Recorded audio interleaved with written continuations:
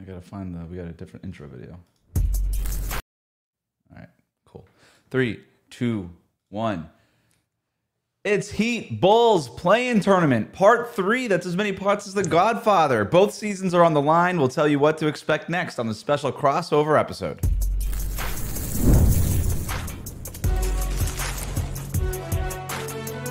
You are Locked On NBA Crossover, part of the Locked On Podcast Network. Your team every day.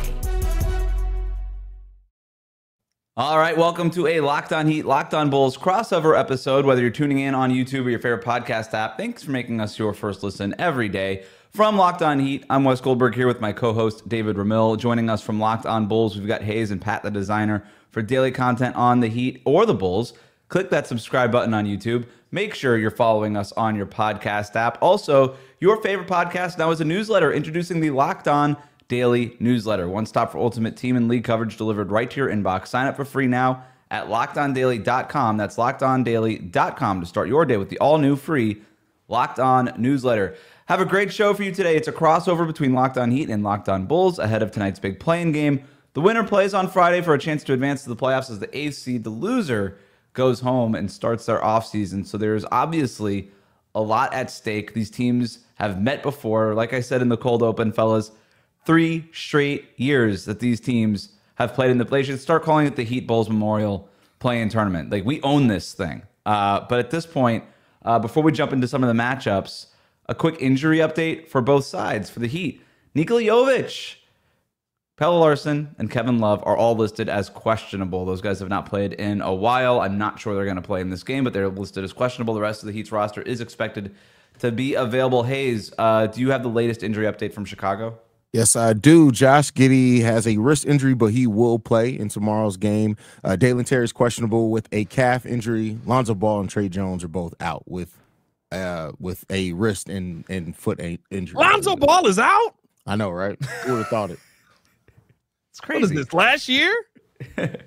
So, look, the Heat are 0-3 against the Bulls in the regular season. We've talked about it a lot on Locked On Heat. That includes last week's really close game, Tyler Herro, 3-pointer instead of 2-pointer. We've all talked about it. But I want to hand it over to you guys. Pat, what did you learn about the Bulls and how they're going to approach tonight's matchup? And why is it that you feel like the Bulls have the Heat's number?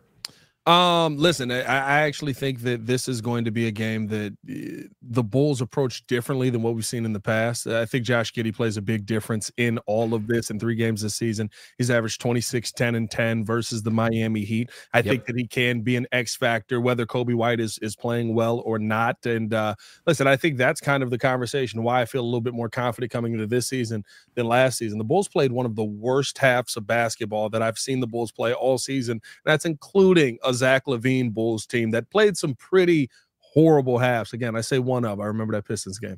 But to me, the fact that by the time Josh Giddey said, all right, let me get myself going, he starts to attack at the end of that second quarter. That's when the Bulls start to go on a little bit more of a run that carries over into the third quarter. And now the rest of the team starts to pick things up. It seemed like there was some struggles from Miami to slow Giddey down. And by the time they started to really focus in on him, you had guys open in the corner, knocking down 3-point shots. You had guys cutting down the lane really well. Vooch cutting down the lane really well and being able to make an impact with that short floater that he has. I think this time around, there are going to be a little bit more difficulties guarding this Bulls team because Josh Giddey just opens up so many different avenues for everybody else to go out there and get their buckets. Modest Buzelis has been playing some of his best basketball, seems to have overcome the rookie slump. To me, those are things that do speak to the Bulls' favor. And dare I say, I actually feel this is going to bite me in the butt, but a little bit confident going into this game that the Bulls do have a lot of answers that maybe Miami doesn't know the question to just yet. David, he's right, man. They have not had answers for the Chicago Bulls team all season long. What are they going to do to slow down Magic Johnson? Sorry, Josh Giddey. Yeah. I don't think you got to worry about that bite coming anytime soon because I just don't think Miami's going to figure anything out. Like we talked about this, and as much as I'd like to be able to hype up Spo and that he'll come up with some sort of a plan, like the second that I saw Giddey was available, I was like, all right, that basically means it's over. It's a wrap. So he's been that good against Miami. Like the shooting percentages are ridiculous, but his playmaking ability, the speed at which he plays with, everything. Like he's just unstoppable and Miami just doesn't seem to have anybody on the team that can defend him or make things difficult for him. And that being the case, as you said, like he's got all this playmaking ability. You've got those shooters open there. Like Buzelis turns into like a 55% shooter from the three, especially in those corners. We saw that corner as Wes talked about that one play where Tyler missed the 3-pointer on the other end and Buzelis knocks in a 3-pointer, 6-point swing there. He's been really good. Giddey has, Buzelis has. Those players just seem to play at such a high level versus Miami. And you mentioned Coby White, whether or not he's an X factor or not. And I tend to think that he is. Like I really do believe that he's going to have a bounce back game. As bad as he was in the last matchup versus Miami, it seems like he's almost poised for a breakout. And that being the case, that's just one more weapon in the arsenal that already seems to have Miami's number so completely figured out. So I don't know. You want to look forward to this game from the Heat perspective, but Chicago has done such a good job of figuring things out and playing their way and kind of totally taking Miami out of whatever semblance of an identity that they might have had this season. I'm not too concerned. If I was looking at this from a Bulls perspective, I wouldn't be too concerned about the matchup. Jesus. David, it's funny you bring it up because the Bulls' perspective on this is literally you say Coby White, this is him poised for a breakout game. We've been saying that 3 play-ins in a row now.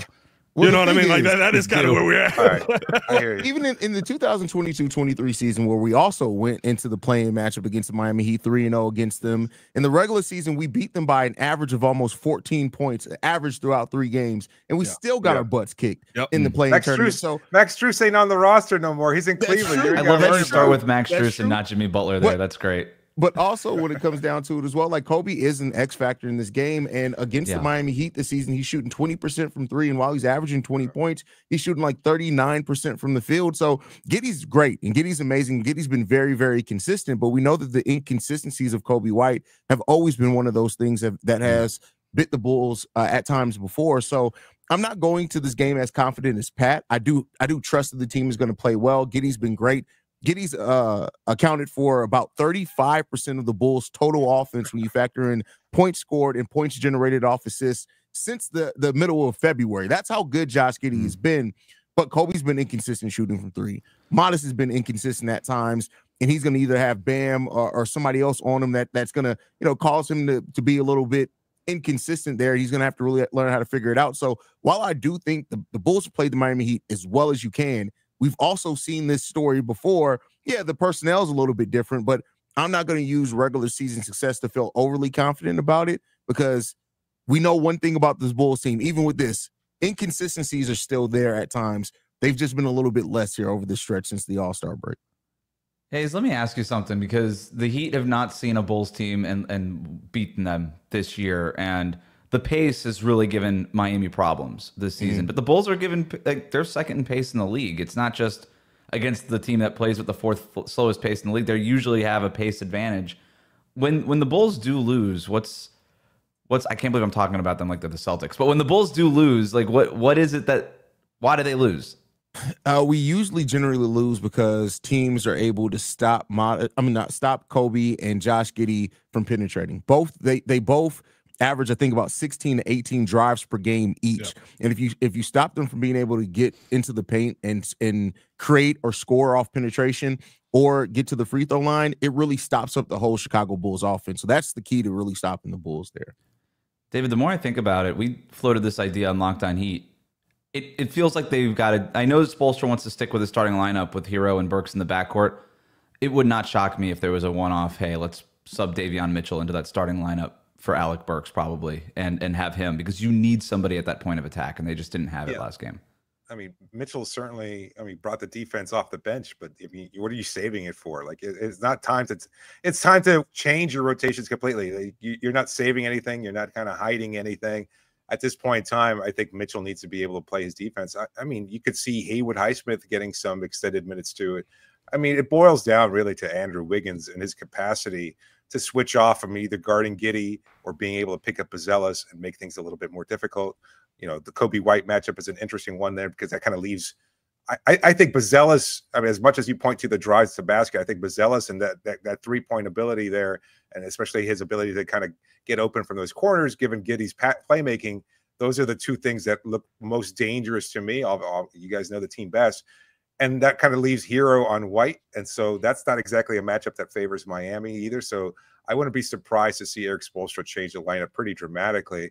And we'll see whether or not Highsmith, as perhaps one of their better perimeter defenders, might be able to get a little extended playing time and make things a little bit more difficult for Chicago. Coming up, we're going to talk about who needs to step up for each team and who on the opposing team should the Heat and the Bulls be most afraid of. We'll do that next year on this Locked On crossover between Locked On Heat and Locked On Bulls. Today's episode is brought to you by Open Phone. If you're running a business, you know that every missed call is money left on the table. Think about it. When was the last time you had a service emergency? If the first person didn't answer, did you wait? Probably not. And that's why you need Open Phone. Open Phone is the #1 business phone system designed to streamline and scale your customer communications all through an app on your phone or computer. You don't need to carry 2 phones. With Open Phone, you can manage business calls and texts from one app. Whether you're at your desk or on the go, they've got a shared inbox so your team can jump into any conversation without missing a beat.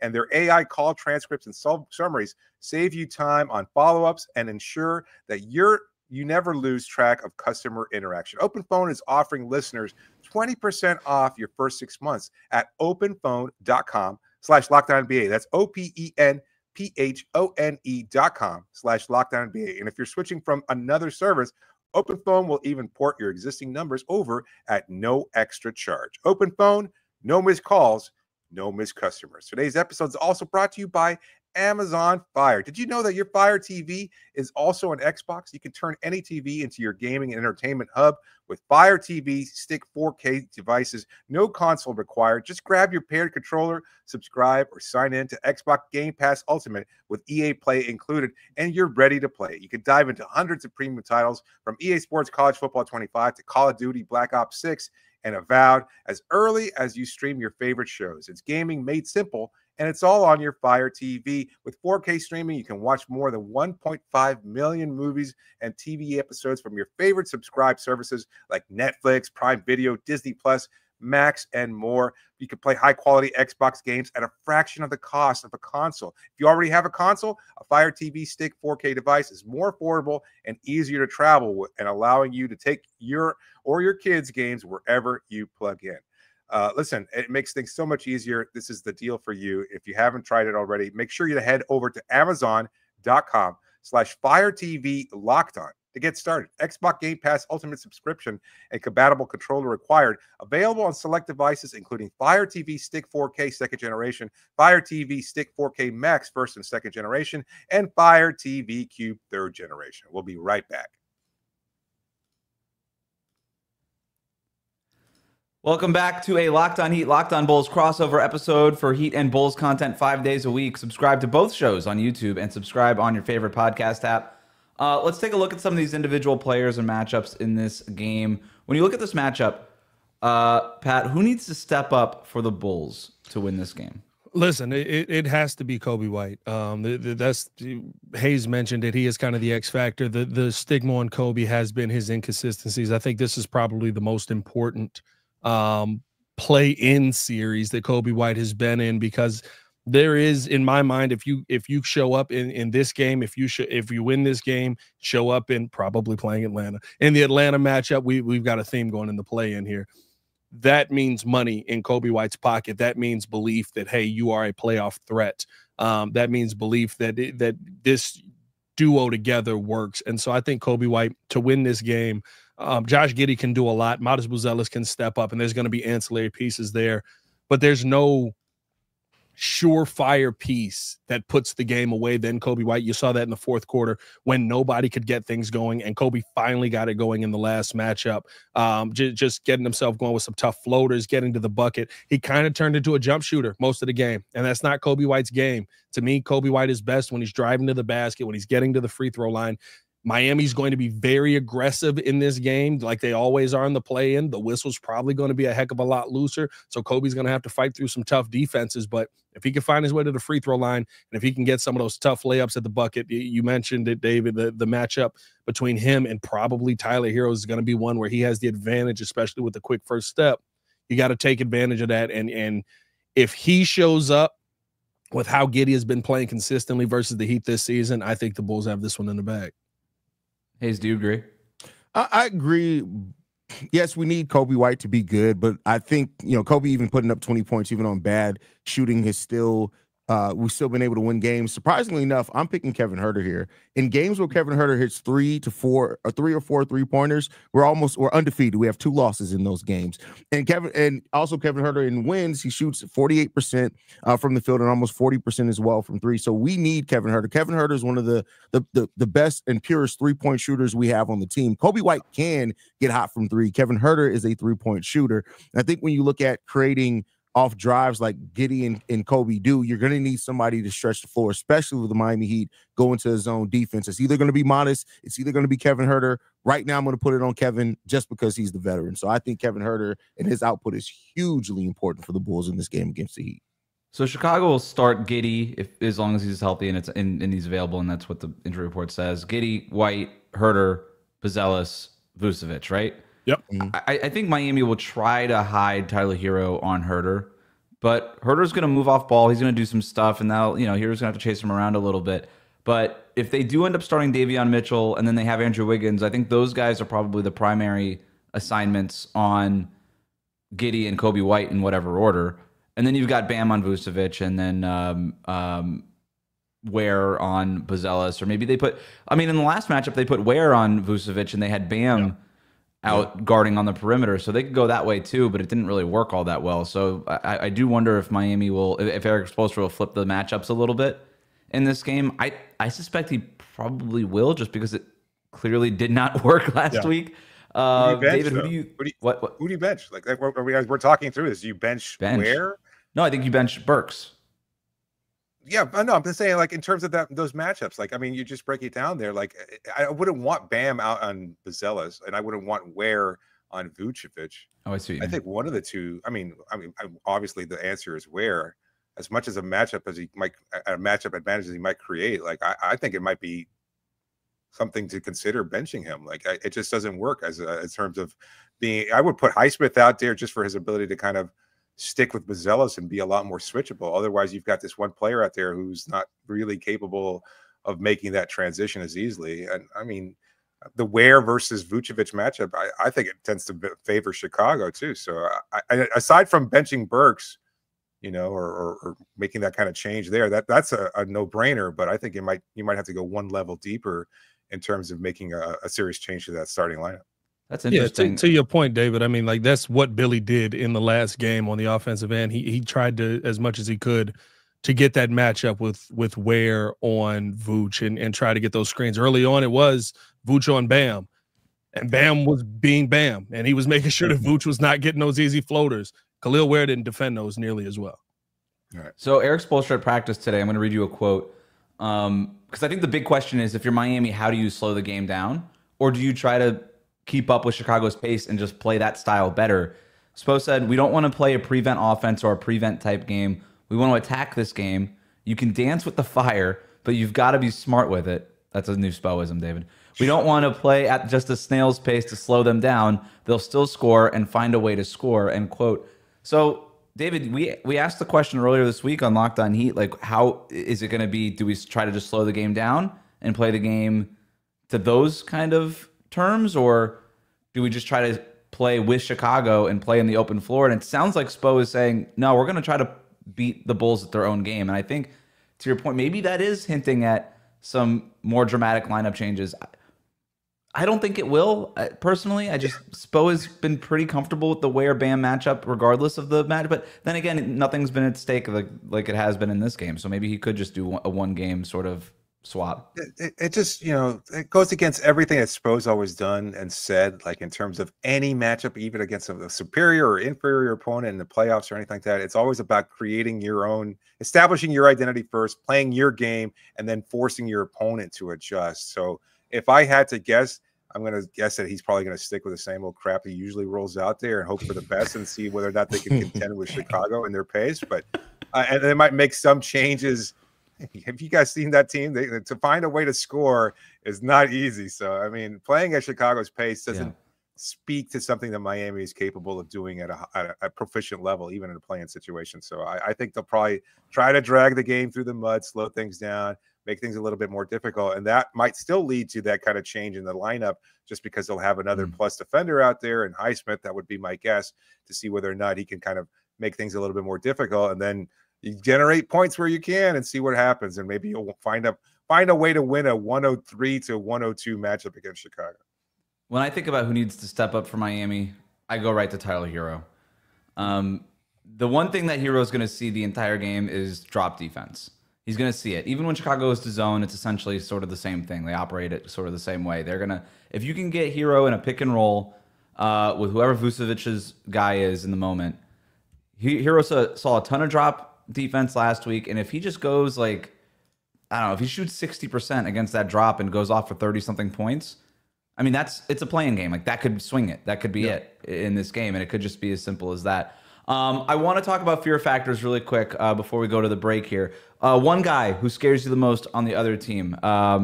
Anybody can just jump in here, but let's be quick with it. The guy that scares me the most on Miami is Bam. Defensive ability is the game changer. I mean, he can shut down all of this fun stuff that we're talking about. Coby White to the bucket, Josh Giddey to the bucket. Bam Adebayo can change all of that. He's a defensive player of the year candidate every single year, and this is playoff time where most of these Bulls haven't been. What about you? I agree with Pat there. Definitely Bam. Bam's the one that scares me the most. Not to say that Tyler Herro can't absolutely fill it up, but Bam's versatility definitely scares me. David, who scares you on Chicago? Aside from White, I got to go with Kevin Herter. He just seems like the guy who could just spark and maybe just stretch the floor to such a high degree that it makes things a little bit more difficult. I know that's not the only part of his game, which is why they'll attack him and try to get him into foul trouble earlier. But if he can just, if he can string 4 or 5 threes and crucial moments of the game, that's it. It's a wrap for Miami. I mean, it's Coby White for me, not to be too basic, but when he starts getting going and that three-pointer is falling and he starts smiling and that afro starts bouncing around, it's just the game's over. It's game over for Miami in that moment. But we're going to make our final predictions for the game, ask whether any of these teams could advance to the playoffs after this.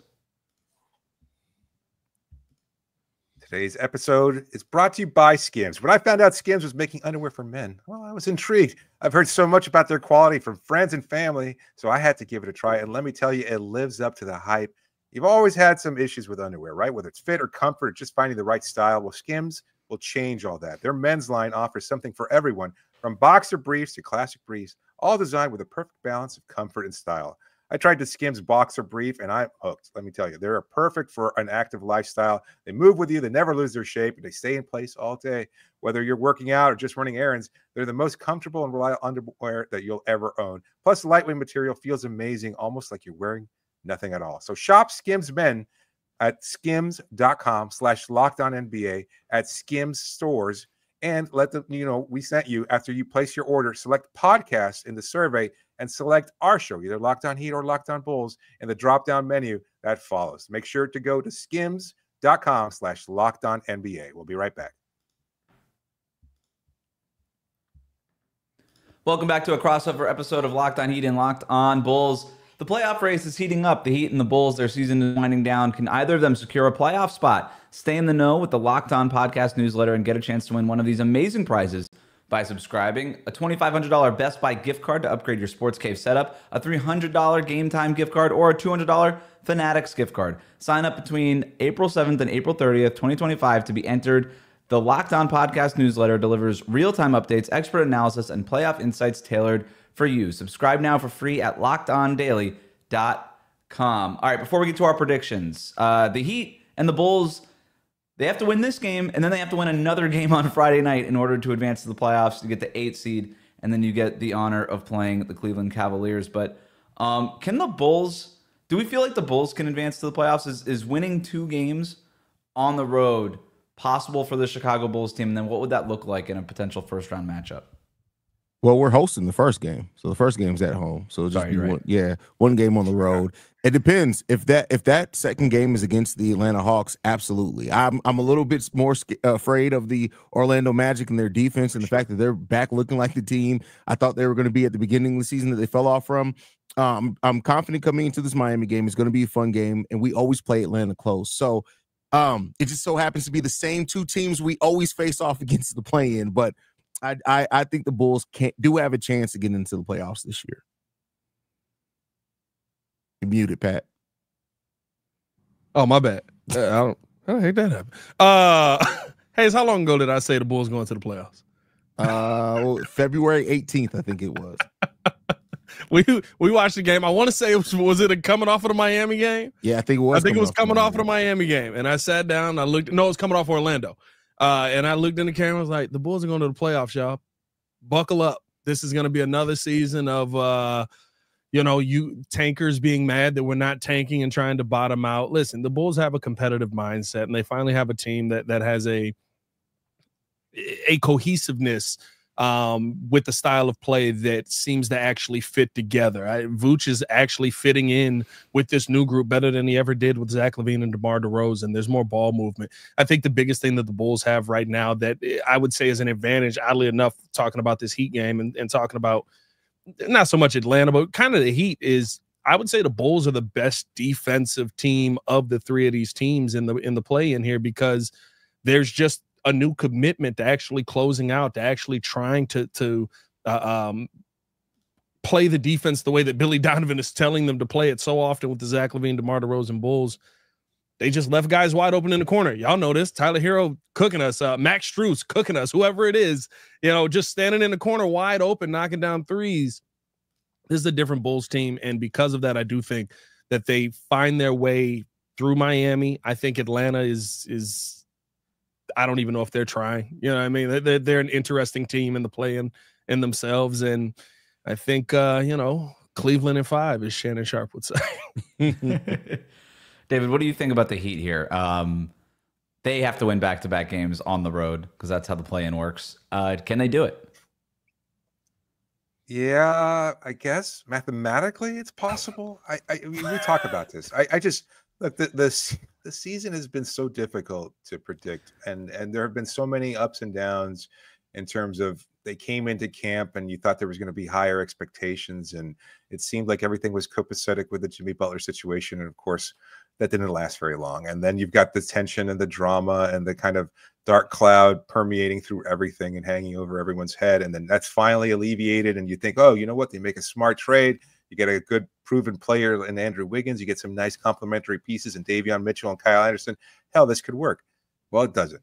They look like crap. They look terrible. They played badly. They couldn't figure anything out. They really couldn't mesh well integrating these new players onto the team. And everybody seemed to struggle as a result. And then, of course, they go on their 10-game losing streak. And then they go into 6-game winning streak. And then it's like, okay, maybe they figure things out. I don't know. I don't see this Miami team, and I can't figure out exactly what it is that they're playing for. I would think that ultimately, given Erik Spoelstra and his use of motivational tactics in the past, he would try to force them to realize this is your chance to prove that this is your team now, that your success in the past postseason had nothing to do with Jimmy Butler. And if that being the case, if Bam and Bam particularly and Tyler somehow rise to that challenge and carry this team, then yes. And it all depends. If I see that intensity, and if somehow, and I don't think it's possible, but if somehow they just smack Chicago upside the head, then this is a different team than what I've seen all year. And then from there, I have no idea what could happen next. They might be able to go up against Atlanta or Orlando and find a way to win there. They might even feel confident enough to challenge, Cleveland. That sounds ridiculous, but this is what this group is capable of. They have playoff performers. They have people who have been in the NBA Finals playing on this team. You would think that with that experience, they might be able to show something a little bit more confidently. But it all depends on whether or not they look forward to that Chicago matchup with a renewed sense of purpose and identity. So Let's tell you, real though, this is the tough game, right? Like none of us think we're losing to Atlanta. Right. Or I'm Orlando, not right? scared This of is the game. Zachary Shea. Now watch this. He drops He's gonna 50 drop on us if he actually gets George there. Nag's going to kill all of us. That's But for I'm sure. like, He's I'm gonna- not like this is the tough game. Like we get through this game, I'm flipping through my Cleveland preview to try and see what they got going. I'm not worried about Atlanta. Orlando scares me. Orlando's a scary game. You're scared of them scoring 80 on you? I'm scared of keeping you to 75 while you score 80. That's the thing. I'm scared of the only actual star player in this whole play-in tournament going off in Paolo Banchero. Fair enough. I will tell you, if Miami does make it through these playoffs, I know that they are really confident against the Cavs. Just being in that locker room, they're confident about being. I'm not saying that they should be. I'm just telling you that they feel good about it. Yeah. The Heat over the last 15 games are 5th in net rating. They are 8th in offensive rating and 4th in defensive rating. That's over the last 15 games. It's right where about Erik Spoelstra started talking about, hey, I think I'm kind of starting to figure this thing out with the new team and the new rotation and all of that stuff. They're 8-7 though in those last 15 games, so they're basically 500. Nobody has lost more close games this year than Miami. So there's evidence to say that, hey, a couple of those close games swing the other way, and maybe the Heat are not even in the play-in tournament. And maybe when you pop open the hood, there's some better stuff there than maybe the record shows. I'm with you, David, though. I think they need to come out with the same intensity that they had in the Jimmy Butler return game. And look, that gives me a little bit of confidence with Miami in this game. When they've had something to prove emotionally, pride, when all that kind of stuff is on the line, they have stepped up the one time this year where that has been the case. So, we'll see. Let's get into some of the predictions here. We'll start with Haize. But give me a prediction of who's going to win, but also give me something else. Give me something else that's going to happen in this game, a stat, an event, something. I'll say Bulls win a close one. I think it's going to be not a high-scoring game. I think it's going to be something like 98-102. Chicago Bulls win this game. Crazy stat. Doesn't have to be crazy. No. Okay. It just has to be right. Okay. Bam gets a 30-point double-double. A 30-point double-double. Yeah. Wow. Yeah. And the Heat still lose? Yeah. Dang. I mean, everybody else scores 0 points. Herro did not show up. Yeah. Pat, give me a prediction. I do have a Bulls win. I feel a little bit more confident going into this game, and it may bite me in the butt, but it is what it is. I'm not playing. I'm gonna have a 110-98 game. Bulls win this game. My bold prediction is this is going to be the game where Coby White goes ballistic. This is going to be the game where Coby White finally versus the Miami Heat says, "It's my time to be the face of this team." David? I feel like David has. I think we can all predict where David's prediction is going to be. No. You know what? I do it. I convinced myself. I'm picturing Spo in that locker room and just firing everybody up and lighting a fire specifically. So at practice today, at practice today, the line was, "What a time to be alive." That was it. It was, "This is a great time to be alive." The 9-10 play-in matchup. I can't imagine anything better. I don't even know what that means. I don't know. It's just like I get Spo's like embracing the challenge. This is where we want to be. Backs up against the wall. All the same cliche crap he always rolls out there. But at the same time, how that cliche stuff works. And he's going to go in there and he's going to look at Bam in the eyes and he's going to tell him, "This is your effing team right now. You got to carry this." And so to Haize's prediction, we might see that big Bam game. And if that's the case, I also think Andrew Wiggins shows up. Because this is a guy that we saw step it up in the NBA Finals against Jaylen Brown. You don't have to shut down. If he could do a good job of shutting down or at least limiting Jaylen Brown, hell, Coby White should be easy to challenge. So you know what? I'm changing my mind. Heat, baby. Let's do it. Finally. That's easy to do when you have one of the greatest coaches of all time. It's easy to talk yourself into it. Only one of them is on the Hall of Fame, and it ain't Erik Spoelstra, so you know. That's true. Yeah. I am going Heat win. Final score 120-117. I think it's going to be a high scoring game, and the Heat still pull it out. And Bam and Herro combine for 50 points at least. Oof. And that's how they win. It's going to be those two guys stepping up. This has been the Locked On Heat, Locked On Bulls crossover. Check out Locked On Heat for the post-game reactions. Check out Locked On Bulls for post-game reactions after the game. We'll talk to you then.